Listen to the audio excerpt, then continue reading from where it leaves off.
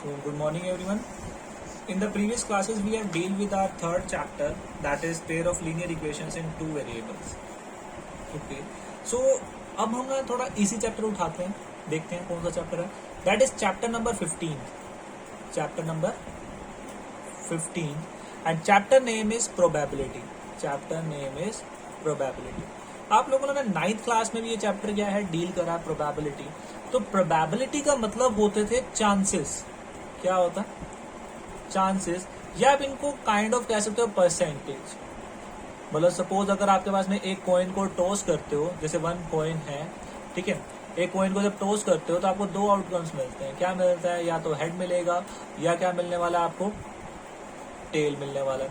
ठीक है, तो क्या चांसेस है कि अगर एक कॉइन को टॉस किया गया तो आपके पास में हेड शो हो, या क्या चांसेस हैं अगर एक कॉइन को टॉस किया गया तो आपके पास में क्या शो हो, टेल शो हो. तो ये जो चीजें होती है ना चांसेस बताने के लिए, ये आप किससे यूज कर सकते हो, प्रोबेबिलिटी से. प्रोबेबिलिटी का मतलब चांसेस एंड परसेंटेज. देखो बहुत इजी चैप्टर है, बहुत छोटा चैप्टर है और इंटरेस्टिंग है.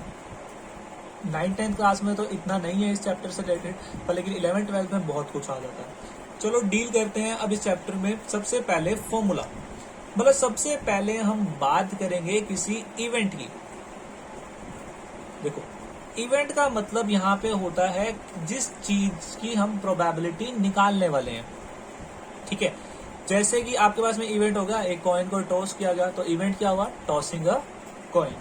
देखो ध्यान से, अब प्रोबेबिलिटी ऑफ अगर उस इवेंट की निकालनी हो तो पी ब्रैकेट में ई लिखा हुआ है, that is number of favourable outcomes, favourable outcomes upon में टोटल नंबर ऑफ आउटकम्स.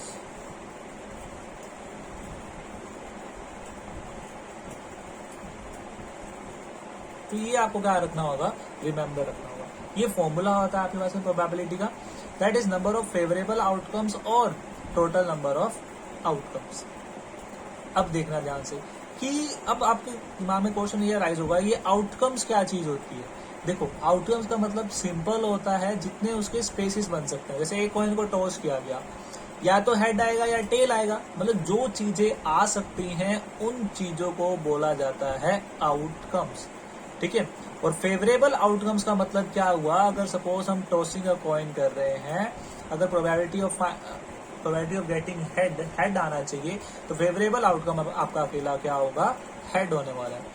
तो देखना बच्चे, ध्यान रखना हमेशा रेंज ऑफ जो प्रोबेबिलिटी होगी वो 0 से बड़ी होगी, 0 से हमेशा क्या होगी, और 1 से छोटी होगी, 1 के इक्वल भी हो सकती है.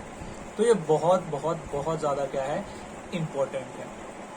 ठीक है, फिर ना एक टर्म आती है, that is sum of probabilities is 1. Sum of probabilities is 1. इसका मतलब क्या हुआ, देखो कोई इवेंट है, ठीक है, ओके, प्लस कोई ऐसा इवेंट, कोई इवेंट जो हो रहा है और ऐसा इवेंट जो हो ही नहीं रहा है. जैसे मान लो क्वेश्चन आया कि find the probability of getting a head in tossing a coin. आप तो आंसर लिख के आओगे कि टोटल नंबर ऑफ आउटकम्स 2 होते हैं, बिकॉज हेड और टेल 2 हो गए, और हेड क्या है आपके पास में एक ही फेवरेबल है, तो आंसर कितना आ गया, 1/2. तो देखना ध्यान से, अब ई के ऊपर ये लाइन का मतलब होता है ई बार, यानी कि नॉट ई भी आप इसको कह सकते हो. इसका मतलब ये तो चलो ठीक है, होगा, इसको छोड़ के दूसरे वाला. अब देखना, ये तो था getting head, not getting head, तो इसकी प्रोबेबिलिटी क्या रहेगी, 1. अब मेरा मतलब क्या था बताने का आपको, कि आपको पता है कि सबसे पहले प्रोबेबिलिटी ऑफ गेटिंग हेड आएगी आपके पास में, प्लस प्रोबेबिलिटी ऑफ क्या आ सकती है, गेटिंग टेल. जब इन दोनों की प्रोबेबिलिटीज अलग अलग निकालोगे और ऐड करोगे तो आपके पास में आंसर क्या आता है, 1 आता है. ठीक है, तो ये है आपके पास में पूरी प्रोबेबिलिटी का जो आप कहानी कह सकते हो इस पूरे चैप्टर में. बस इतना याद रखना, जैसे क्वेश्चन यहाँ पे ये राइज होगा, अगर 3 कॉइन्स को टॉस किया गया, इफ 3 coins are tossed, अगर 3 कॉइन्स को टॉस किया गया तो उसके आउटकम्स निकालो। देखना ध्यान से, ट्रिक बता रहा हूं। There are 8 outcomes of 3 coins. सबसे पहले आपको क्या करना है, 4 बार हेड लिखना है और 4 बार टेल लिखना है। लिख दिया, ठीक है। अब क्या करना है, 2 बार हेड लिखना है, 2 बार टेल, 2 बार हेड, 2 बार टेल। अब 1 बार हेड और 1 बार टेल, 1 बार हेड, 1 बार टेल, 1 बार हेड, 1 बार टेल, 1 बार हेड और 1 बार टेल। क्लियर हुआ? तो ये हो गया आपके पास में, देखो काउंट करो, 1 2 3 4 5 6 7 8। ठीक है, तो ध्यान रखना है आपको चीज। अब ना प्रोबेबिलिटी के अंदर जो टर्म्स आती है ना, कि सोचा क्या जाता है, सबसे पहले ना आप डील करोगे लाइकली इवेंट्स।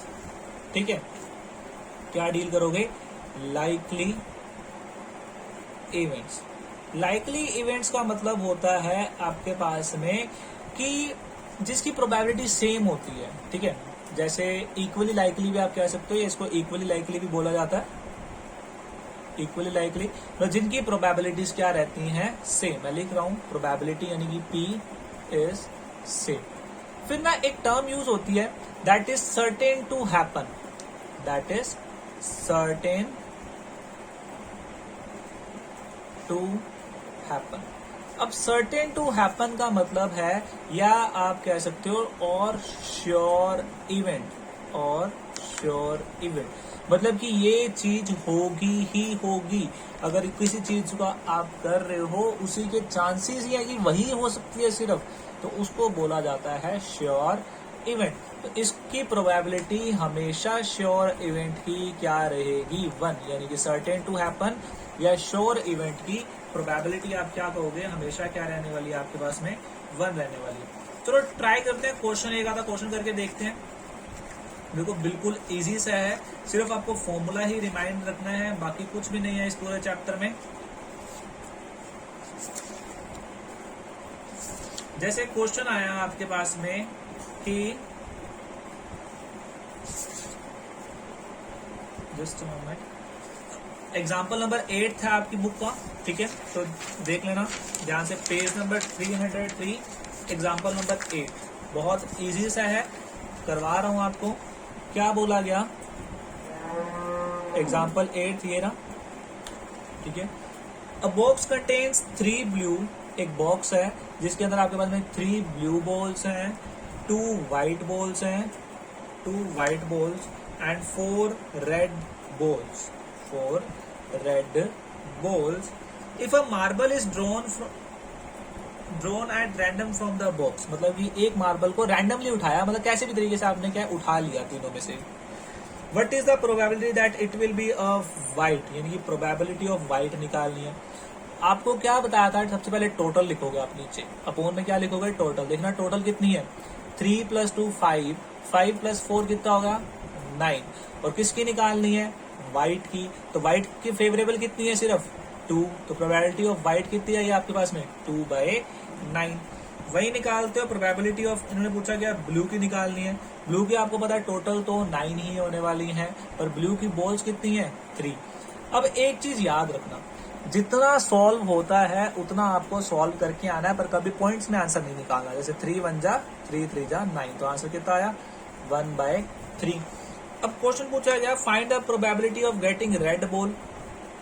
तो रेड के लिए क्या लिख के आओगे, ठीक है, टोटल बॉल्स कितनी है, 9। रेड आपको कितनी दे रखी है, 4। तो आंसर क्या आ गया, 4/9।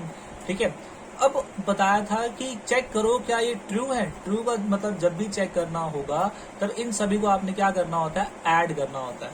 ठीक है, जब आप इनको ऐड करोगे ना, P of white, probability of blue plus probability of red, तो आप नोटिस करोगे इनको जब ऐड करोगे तो आंसर क्या आएगा, 1। यानी कि यस, ये इवेंट पॉसिबल है। और यही मैंने आपको बताया था कि सम ऑफ प्रोबेबिलिटीज आपके पास में क्या होता है, बोलो, 1 होता है। जैसे प्रोबेबिलिटी ऑफ व्हाइट तो 2/9 थी, प्रोबेबिलिटी ऑफ ब्लू थी आपके पास में 3/9 या 1/3 थी, और ये क्या थी प्रोबेबिलिटी ऑफ रेड, 4/9। एलसीएम कितना आएगा, 9 आएगा। 2 + 3 5, 5 + 4 9। देखो 9 से 9 गया तो आंसर कितना आ गया, 1 आ गया। सो ये थे आपके प्रोबेबिलिटी से रिलेटेड क्वेश्चन। अब जो नेक्स्ट हमारा जो क्लास होगी ना, उसमें हम डील करवाऊंगा आपको कार्ड से रिलेटेड क्वेश्चंस कैसे होते हैं, ठीक है। फिर हम एक हमारी वीडियो में क्या करेंगे, क्वेश्चंस करेंगे। देखो बहुत इजी सा चैप्टर है, इजीली आपको क्या हो जाएगा, क्लियर हो जाएगा। So thank you students and have a nice day.